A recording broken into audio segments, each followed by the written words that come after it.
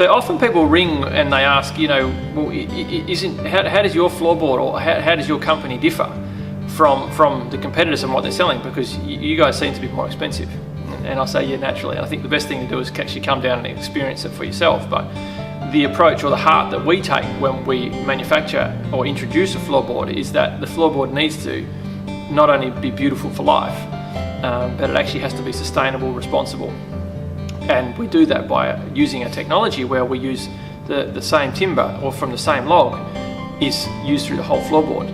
So we're able to keep the floorboard fundamentally very flat. It doesn't shrink and cup like solid timbers do, but it's not like 20 or 30% of hardwood and then cheap like timbers underneath, which is what we're seeing the whole industry is going to cheap. It's like a race to the bottom, where nobody's actually saying, well, how can we produce the most outstanding floorboard? And which was always traditionally thought to be done where you put a solid timber floorboard and you sand it and polish it, and 6 weeks later you have this beautiful floor. But you waste a lot of timber when you use solid timber, because what do you do with the low grade? What do you do with the short pieces? What do you do with the rest of the log?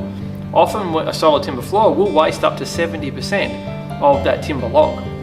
With the technology we're using, we use the entire log, and even the sawdust that comes off the blades, we use very thin blades to cut it into thin sections. The sawdust is actually used to heat the kilns to dry the timber, to age and condition it, so that you have a beautiful kiln dried, aged, wide, product that lasts your lifetime and looks amazing.